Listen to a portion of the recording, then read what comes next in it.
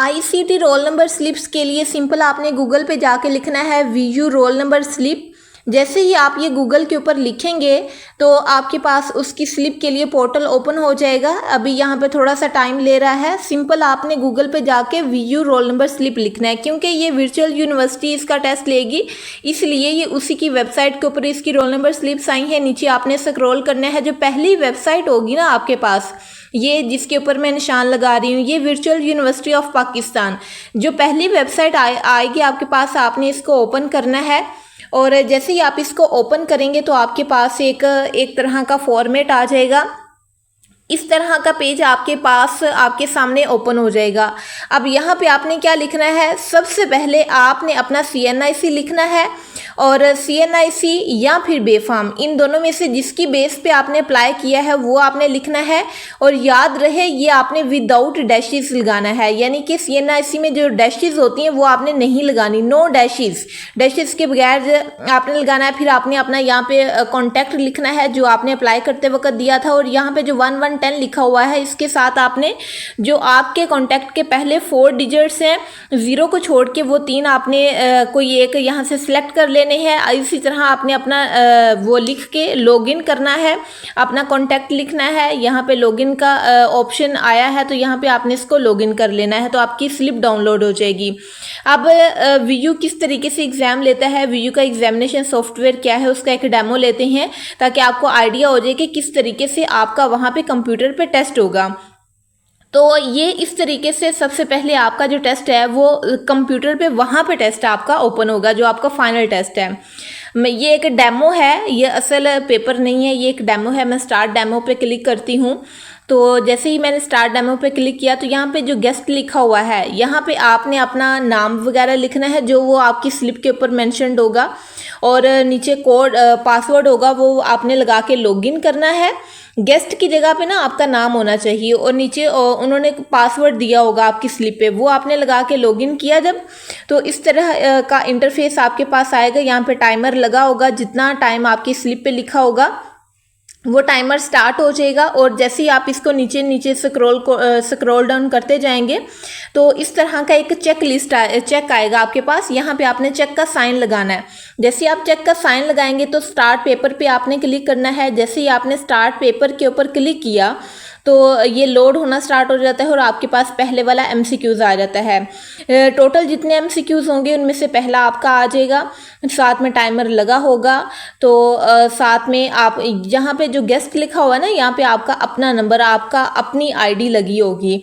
क्योंकि मैं तो इसको डेमो के तौर पे दे रही हूँ इसलिए गेस्ट पे है। तो आपने क्वेश्चन की स्टेटमेंट यहाँ पे जो दी हुई है वो पढ़नी है, और ये यहाँ पे ना ऊपर आपकी ये क्वेश्चन की स्टेटमेंट है और नीचे 4 ऑप्शंस हैं। कंप्यूटर पे होगा ना तो इस तरीके से होता है। तो आपने एक ऑप्शन लेट अस सपोज मैंने सेफ्टी को सिलेक्ट कर लिया कि ये ठीक है, फिर आपने सेव के ऑप्शन पे क्लिक करना होता है।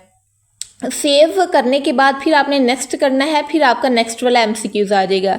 इसी तरीके ये दूसरा MCQ स्टार्ट हो गया और आपने इसकी स्टेटमेंट पढ़ी, फिर जो आपने इसके ऑप्शंस पढ़े। एक ऑप्शन आपने इसका ठीक लगाया, मैं नन ऑफ दिस लगाया, फिर आपने सेव किया, फिर नेक्स्ट किया। तो इस तरीके से पहले सेव लगाना है, फिर नेक्स्ट का ऑप्शन आपने दबाना है, तो आपका आगे वाला MCQs आ जाएगा। तो इस तरीके से आपने अपने सारे के सारे जो MCQs हैं उनको हल करना है। और आपको पता है कि इसका जो एग्ज़ाम है वो सिर्फ MCQs बेस्ड है, सिर्फ MCQs इसके अंदर आने हैं। तो इस तरीके से आपने सारे MCQs को हल करना है, और सारे MCQs को इस जो ऊपर टाइमर है वो चलता जाएगा, यानी जितना टोटल टाइम है जैसे ये ख़त्म होगा आपका जो पेपर है वो ऑटोमेटिकली बंद हो जाएगा। तो आपने यहाँ पे जो बिल्कुल राइट साइड पे है कितने आपने अटैम्प्ट किए हैं, कितने आपके रहते हैं, वो सारी इंफॉर्मेशन लिखी होगी। तो फिर आपने क्या करना है, सारे MCQs को जब आपने हल कर लिया तो नीचे ये 3-4 ऑप्शंस हैं। फर्स्ट पे दबाएंगे तो सबसे पहले वाला MCQs आ जाएगा, लास्ट पे दबाएंगे तो सबसे लास्ट वाला MCQs आ जाएगा, प्रीवियस पे दबाएंगे तो इससे पीछे वाला MCQs आ जाएगा। जब आपका एग्जाम खत्म हो जाए तो देन आपने फिनिश एग्जाम, ये जो रेड कलर में लिखा हुआ है, आपने इसके ऊपर क्लिक करना है। जैसे ही आप इसके ऊपर क्लिक करेंगे तो फिर आपसे वो दोबारा पूछेंगे कि आपने सारा कुछ पढ़ लिया, आपने चेक के ऊपर क्लिक करना है, चेक का यानी साइन लगाना है, जैसे ही आप यहाँ पे चेक का साइन लगाएंगे, फिनिश का ऑप्शन जो है वो एक्टिवेट हो जाएगा। आपने फिनिश के ऑप्शन पे क्लिक करना है, तो फिर आपसे दोबारा पूछेंगे, फिर आपने ओके किया। जैसे ही आपने ओके कर दिया तो आपके पास थैंक यू आ जाएगा। इस तरीके से आपका जो पेपर है वो सारे का सारा हो जाएगा और आपका पेपर जो है वो ख़त्म हो जाएगा।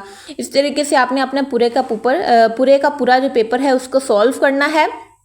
और यहाँ पे बहुत ही इंपॉर्टेंट चीज़ मैं आपको बताना चाहती हूँ कि जो आपका टेस्ट है ना वो सारे का सारा MCQs बेस्ड है, और अभी सिर्फ 2 जो वैकेंसीज हैं उनके लिए रोल नंबर स्लिप अपलोड हुई हैं। और जिन कैंडिडेट ने अप्लाई किया हुआ है उनको तो बहुत अच्छे से पता है कि हमारी स्लिप्स आ गई हैं, उन्होंने डाउनलोड भी कर ली हैं।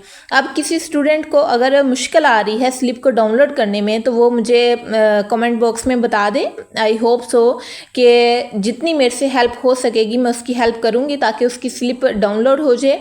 बहरहाल फिर भी कोई भी क्वेश्चन हो, कोई पास्ट पेपर आपको चाहिए हो तो वो भी बता सकते हैं, मैं उसके ऊपर नेक्स्ट वीडियो बना दूँगी। और वीडियो अच्छी लगी है तो वीडियो को लाइक और शेयर करें और चैनल को सब्सक्राइब करना ना भूलिएगा, क्योंकि इस चैनल पे आपको डिफरेंट जॉब्स के टेस्ट की प्रिपरेशन के लिए मटेरियल मिलता रहेगा। तो मिलते हैं नेक्स्ट वाली वीडियो में, तब तक के लिए अपना ख्याल रखिएगा। अल्लाह हाफिज़।